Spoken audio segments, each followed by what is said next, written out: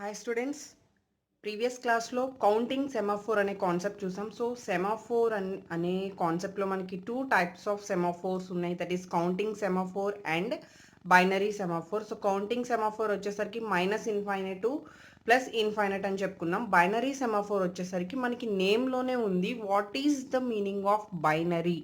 Binary means the two values.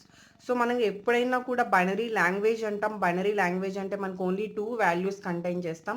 So అవి 0 and 1. Same అలానే ఇక్కడ కూడా బైనరీ సెమాఫోర్ వచ్చేసరికి మనకు ఓన్లీ టూ వాల్యూస్ ఉంటాయి. Those are 0 and 1. Only two values is nothing but the meaning of binary. It is 0, 1. అంటే two వాల్యూస్తో మనం సెమాఫోర్కి సంబంధించిన హోల్డ్ అండ్ వెయిట్ కాంబినేషన్స్తో మనం సిగ్నల్స్ని ప్రాసెసెస్ని హ్యాండిల్ చేసే కాన్సెప్టే మనకి ఇక్కడ బైనరీ సెమాఫోర్. సో దీనికి ఎనదర్ నేమ్ కూడా ఉంది. That is the mutex lock.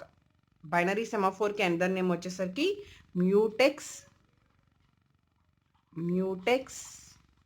Lock. అంటే binary semaphore is also called mutex lock. మనకి జనరల్గా చెప్పాలి అంటే it have only the two values, that is 0 and 1. అయితే ఇక్కడ each and every binary semaphore is initialized with the value 1.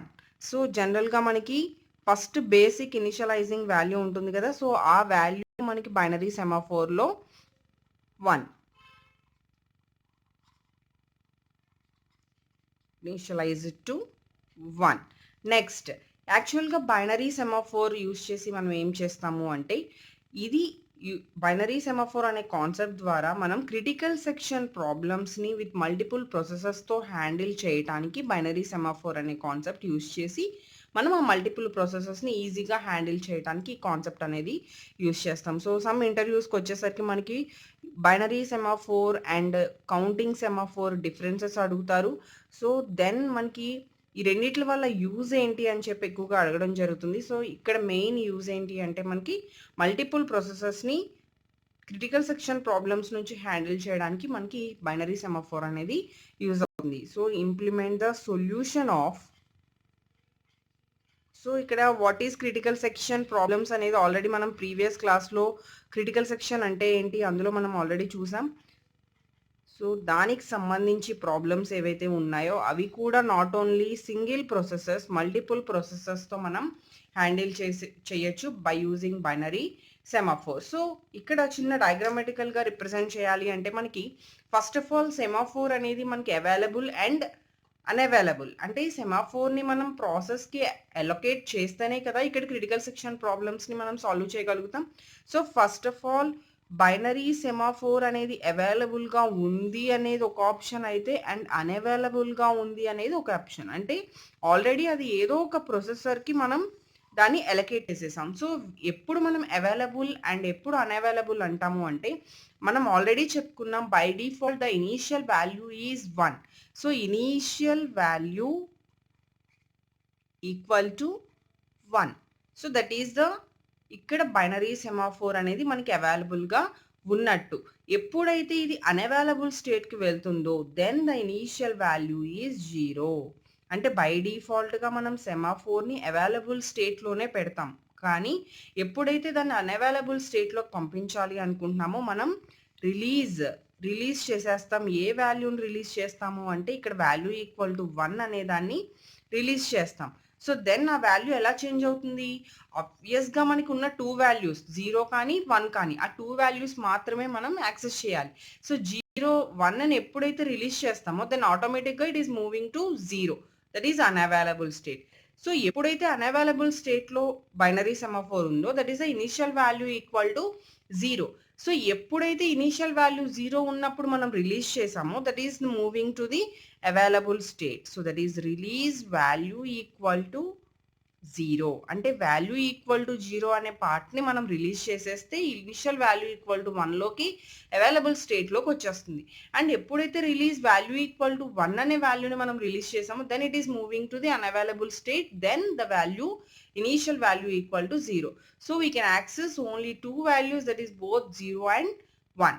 So then ఇక్కడ మనకి binary సెమాఫోర్‌కి సంబంధించి 2 ఆపరేషన్స్ చెప్పుకున్నాం. ఆల్రెడీ ఏ సెమాఫోర్ అయినా, కౌంటింగ్ అయినా, బైనరీ అయినా మనకున్నది 2 operations. That is first one wait and the second one వచ్చేసరికి signal. So wait and signal సంబంధించి మనం దీనికి లాజిక్ ఎలా రాయాలి అంటే ఆల్రెడీ కౌంటింగ్ సెమాఫోర్‌కి సంబంధించింది ప్రీవియస్ క్లాస్‌లో చూడడం జరిగింది. సో ఇక్కడ ఫస్ట్ ఆఫ్ ఆల్ నేను బైనరీ సెమాఫోర్‌కి సంబంధించి wait of semaphore S.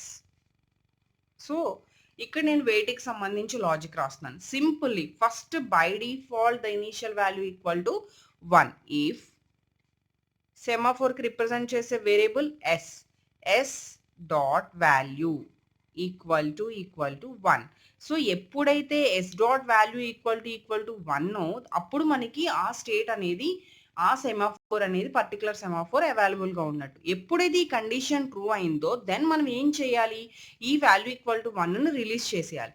So then s dot value equal to 0. So ఇక్కడ మళ్ళీ చాలా మందికి డౌట్ ఏంటంటే కొంతమందికి తెలుసు బట్ కొంతమందికి తెలీదు. వాళ్ళ కోసం చెప్తున్నాను. ఇక్కడ డబుల్ ఈక్వల్ టు ఎందుకు ఇచ్చాము? ఇక్కడ సింగిల్ ఈక్వల్ టు ఎందుకు ఇచ్చాము అని. ఎప్పుడైనా కూడా కండిషన్స్‌లో చెక్ చేసేటప్పుడు మనం కంపేర్ చేస్తున్నాం. ఏం కంపేర్ చేస్తున్నాము? ఫర్ ఎగ్జాంపుల్ మనకి ఇక్కడ ఎక్స్ అనే ఒక వేరియబుల్ తీసుకున్నాం. అందులో వాల్యూ 1 ఉంది. సో ఇక్కడ ఎక్స్‌లో వాల్యూ 5 ఉందా లేదా అనేది మనం చెక్ చేయాలి. Checking that is condition.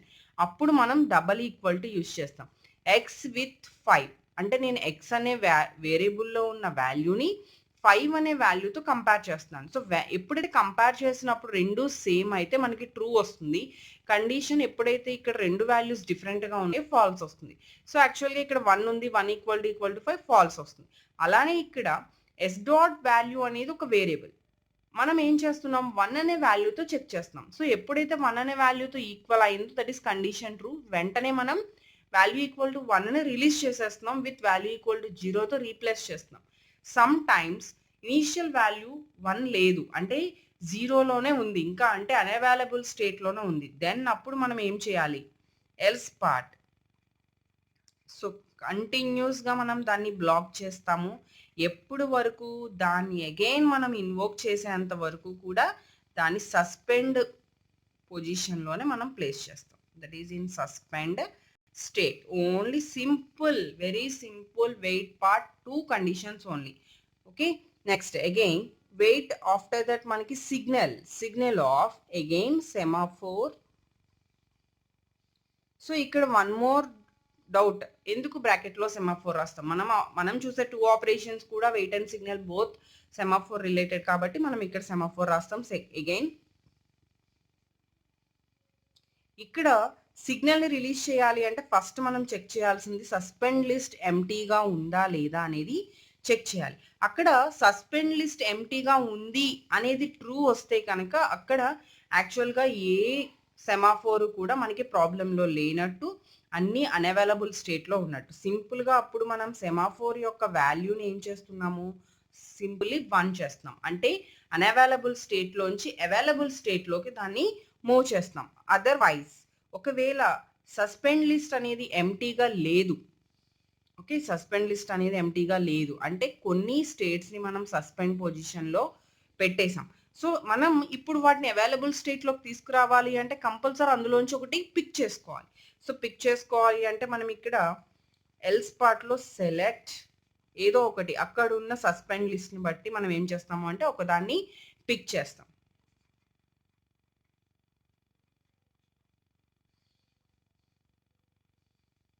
And వాటిని ఏం చేయాలి? వేకప్.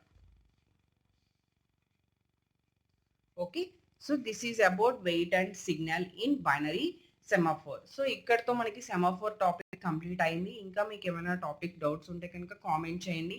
అండ్ లేటెస్ట్ అప్డేట్స్ కోసం ఛానల్ సబ్స్క్రైబ్ చేసుకోవడం మర్చిపోవద్దు. నెక్స్ట్ రిమైనింగ్ కాన్సెప్ట్స్ అన్ని కూడా మనం నెక్స్ట్ క్లాస్లో చూద్దాం. The next topic very very important one, deadlock. Thank you.